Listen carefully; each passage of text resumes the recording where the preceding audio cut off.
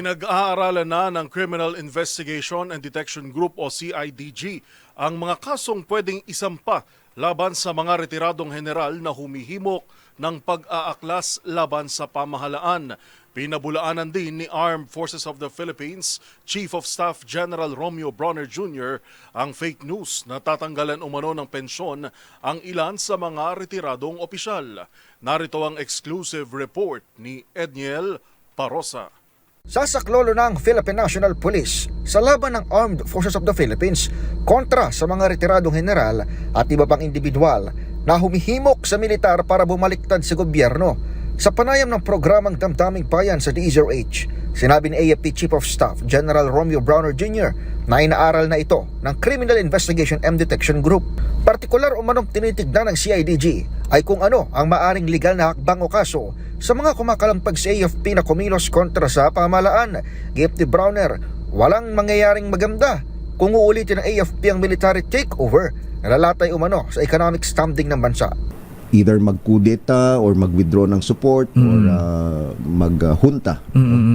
Although hindi po ginagamit yung mga words na ito, pero yun pong nananawagan sila sa AFP, no, na makialam na. Ay sana po talaga wag na nating isipin ito kasi again, pag nakialam po ang Armed Forces of the Philippines, hindi po maganda para sa ating bayan. Sa parehong interview, nanindigan si Brawner na fake news ang lumabas na ulap na tatanggalan ng AFP ng pensyon ng ilang mga retirado. Gayunman, sinabi ng AFP chief na posible lamang ito kung mapatutunayang guilty ang isang dating uniformado sa krimen, magabago siya ng citizenship o tatanggi sa tawag na maging active ang status. Ito rin ang posisyon ni Defense Secretary Gilbert Chodoro na sinabing nire-review ang pension system pero para ito sa pagpapahusay ng benepisyo ng mga dating kawal. Yung major initiative talaga kung paano mapabuti ang buhay ng mga retirado. Kaya meron tayong Veterans Valor Clinics, Veterans Health System, pension reform, adjustments. On the other hand naman, sa mga kaso na ganito na talagang lantaran, dapat i-prosecute ito at pag convicted, tanggal ang pension. Inamin din ni Brawner sa DZRH News na nakipagpulong siya sa United People's Initiative kasama si retired officer Romeo Poquis upang sila ipakinggan sa kanilang hinaing.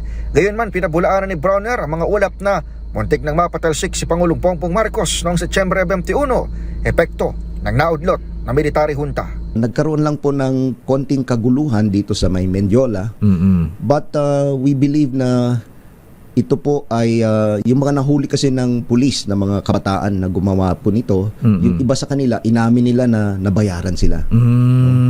So kaya po naniniwala kami na hindi po totoo yun na muntik nang matanggal ang ating Pangulo noong September 21. Para sa MBC TV Network News, ito si Edniel Parosa ng DZRH.